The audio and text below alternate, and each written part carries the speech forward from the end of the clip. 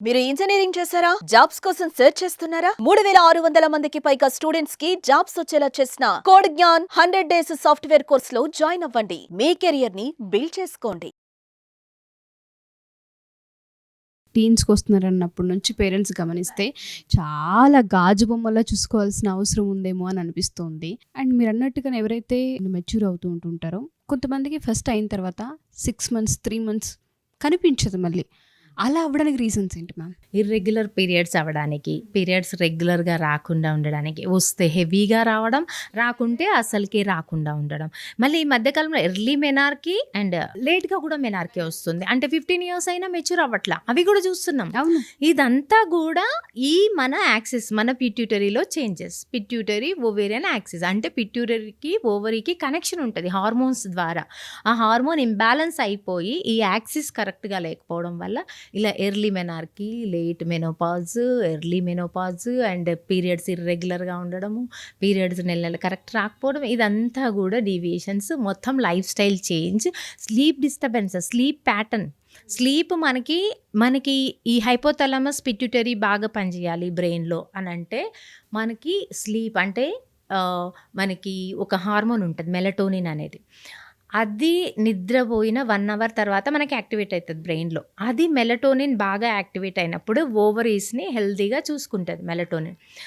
అసలు నిద్ర ఈ లైట్స్ వెలుతురికి, ఫోకస్లకి, సెల్లుల వెలుతుర్లకి, స్క్రీన్ వెలుతుర్లకి నిద్రలనే లేదు. 12 అవుతుంది, 1, 2 అవుతుంది. అప్పట్లో లైట్స్ కూడా ఉండకపోయేది, దీపాలతో ఉండేవాళ్ళు. ఎంతో 7, 8 వరకు, 9 వరకు పడుకునేవాళ్ళు. అంటే ఎర్లీ బెడ్ వెళ్తే ఈ సాఫ్ట్వేర్ వాళ్ళకి ఎంత కామన్ అయిపోయిందంటే infertility problem. Main reason sleep disturbances, sleep pattern disturbances. Sleep pattern 8 hours continue sleep ఉండాలి, డిస్టర్బ్ లేకుండా ఉండాలి. అది ఎర్లీ టు బెడ్, ఎర్లీగా వెళ్ళాలి. అంటే 9 to 10 మధ్యలో. 12 అవుతుంది, 1 అవుతుంది. డిస్టర్బెన్స్ రావడం వల్ల టోటల్ మన మెలటోనిన్ రిలీజ్ అవ్వదు. మెలటోనిన్ రిలీజ్ అవ్వకపోతే మన బాడీలో ఉన్న ఏ సెక్స్ ఆర్గాన్స్ కానీ, ఇంటర్నల్ ఆర్గాన్స్ కానీ మన మాట వినవు. అది జరుగుతుంది ఇప్పుడు స్లీప్ ప్యాటర్న్ డిస్టర్బెన్సెస్ వల్ల. ఇదంతా మళ్ళీ నార్మలైజ్ తీసుకురావాలంటే మనం మళ్ళీ వెనక కాలానికి వెళ్ళిపోవాలి, ఆ పద్ధతులకు వెళ్ళిపోవాలి. సో ఈ లైట్లు, ఫోకస్లు ఇవన్నిటి నుండి దూరంగా వెళ్ళి వెలుతురు 9 వరకు, 10 వరకు స్లీప్లోకి వెళ్ళి టెన్షన్ లేకుండా, స్ట్రెస్ లేకుండా ఉంటే ఖచ్చితంగా మళ్ళీ మన బ్రెయిన్ మన మాట వింటుంది, మన ఓవరీస్ మన మాట వింటాయి. ఇన్ఫర్టిలిటీ అనే ప్రాబ్లం రాదు, ఈ ఇర్రెగ్యులర్ పీరియడ్స్ ప్రాబ్లం రావు, ఈ ఎర్లీ మెనార్కీ ప్రాబ్లం రాదు. ఇవన్నీ కూడా సెట్ అవ్వాలంటే మనం ఇవన్నీ వెనక్కి తిరిగి ఒకసారి చూసుకొని వాటిని సెట్ చేసుకోవాలి. మనం ప్యాడ్స్ విషయం ఏదైతే ఉంటుందో ఇన్ అవర్స్కి ఒకసారి మార్చాలని చాలామంది చెప్తూ ఉంటుంటారు. ఎప్పటికప్పుడు చాలామంది డాక్టర్స్ కొన్ని వీడియోస్ కూడా నేను చూస్తున్నాను. బట్ కొంతమందికి అయితే అతిగా ఉంటుంది, లేదంటే అసలు ఉండదు, లేదంటే కొంతమందికి యావరేజ్గా ఉంటుంది. అసలు ఎలా హైజీన్ని మనం మెయింటైన్ చేయాల్సిన అవసరం ఉంటుంది ఇఫ్ ఇన్ కేస్ దాన్ని గనక మనం నెగ్లెక్ట్ చేసి? చాలా మంది ఆడపిల్లలకు ఉండే ప్రాబ్లం ఏంటంటే ఆఫీసులకు వెళ్తూ ఉంటుంటాము, చేంజ్ చేయాలంటే కష్టంగా ఉంటుంది, ఇబ్బంది పడుతూ ఉంటుంటారు. సో పర్వాలేదు అన్నట్టు క్యారీ ఫార్వర్డ్ చేస్తూ ఉంటారు ఇంకా అలాగే దానివల్ల ఎటువంటి ఇష్యూస్ ఫామ్ అయ్యే అవకాశం ఉంటుంది? ప్యాడ్స్ అయినా ఏదైనా సరే వాళ్ళు యూస్ చేసేది ఏదైనా ఎన్ని అవర్స్కి ఒకసారి చేంజ్ చేయాల్సిన, మ్యాండేటరీగా చేంజ్ చేయాల్సిన అవసరం ఉంది అంటారు? That is important point. ఈ మనకి మెచ్యూర్ ఎందుకంటే ఎర్లీగా వస్తుంది, చిన్న పిల్లలు వాళ్ళకి తెలియదు ఎలా చేంజ్. మనకి ఎడ్యుకేషన్ అనేది చాలా ఇంపార్టెంట్. మీరు అడిగిన పాయింట్ మెచ్యూర్ అయిన ప్రతి అమ్మాయికి తెలియాల్సిన పాయింట్ ఇది. సో మనం ప్యాడ్స్ కానీ నువ్వు ఏదైనా వాడచ్చు, నీకు కంఫర్టబుల్. ప్యాడ్స్ కన్నా కూడా ప్యాడ్స్ ఏంటంటే దాంట్లో ప్లాస్టిక్ వాడతాం, కాటన్ వాడతాం. ఆ ప్లాస్టిక్ మనకి ఎన్విరాన్మెంటల్ డ్యామేజ్ చేసే ఛాన్సెస్ ఉన్నాయి. సో కాటన్ టైప్లో వాడుకుంటే మనకి రీయూజబుల్ ఉంటుంది అండ్ మనము ఓన్లీ సింగిల్ యూజ్ అయినా కూడా ఎన్విరాన్మెంట్ డ్యామేజ్ ఉండదు. So mostly I prefer cotton type pads వాడమని చెప్తాను. తప్పదన్నప్పుడు ఇదైనా పర్వాలేదు, వాళ్ళకి కంఫర్ట్గా ఉంది అనుకుంటే ఈ మన కాటన్తో ఏదైనా వాడుకోవచ్చు. బట్ ఎవ్రీ 4 to 6 అవర్స్కి ఒకసారి ఫ్లోని బట్టి, మరీ హెవీ ఫ్లో ఉన్న రోజు 3 అవర్స్కి ఒకసారి మార్చుకోవాలి. నీకు ప్యాడ్ ఒక్కొక్కసారి 1 అవర్లోనే వెట్ అయిపోతుంది, టోటల్ అవసరం వస్తుంది. సెకండ్ డే, ఫస్ట్ డే కొందరికి హెవీ ఫ్లో ఉంటుంది. ఫ్లోని బట్టి చాలా అలానే పోస్ట్పోన్ చేస్తూ డిలే అవుతే అక్కడ బ్లడ్ అంతా అలా ఉంటే బ్యాక్టీరియా అట్రాక్ట్ అవుతాయి అన్నమాట. మన వెజనల్ ఏరియా దగ్గర ఆల్రెడీ యూరినరీ సిస్టమ్ ఉంటుంది. అంటే urine, motion area and vaginal area ఒకే దగ్గర ఉండే చాలా ఇన్ఫెక్షన్కి వల్నరబుల్ ప్లేస్ అనమాట. సో ఆ ప్లేస్ దగ్గర మనము డిలే చేస్తే ఈజీగా బ్యాక్టీరియా అట్రాక్ట్ అయిపోతాయి అక్కడ. అంటే మన ఫేసు, హ్యాండ్స్ తీసుకోండి, అక్కడ బ్యాక్టీరియా ఎక్కువ రావడానికి అవకాశాలు ఉండవు. సో మన యూరినరీ సిస్టమ్ దగ్గర ఈజీగా బ్యాక్టీరియా అట్రాక్ట్ అయ్యే ఛాన్స్ ఉంది. సో మీరు అలానే బ్లడ్ అక్కడ లీక్ అయిపోయి అలానే ఉంటే యూరినరీ ట్రాక్ట్ నుండి అండ్ మన రెక్టల్ ట్రాక్ట్ నుండి బ్యాక్టీరియా అక్కడ కలెక్ట్ అయిపోయి దానికి మంచి ఫుడ్ దొరుకుతుంది అనమాట. బ్లడ్ అనేది ఫుడ్ ఏ బ్యాక్టీరియాకైనా కూడా.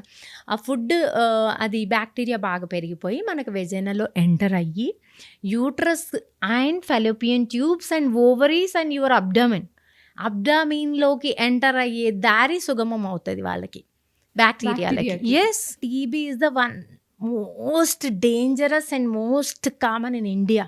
ఎంత బాధాకరం అంటే ఆ bacteria, TB bacteria, one of my relative recent తనకి 24 చాలా బాధేస్తుంది. తన స్టోరీ తలుచుకుంటే ఒక్కొక్కరిది ఒక్కొక్క రకమైన స్టోరీ ఉంటుంది నా ఓపీలో.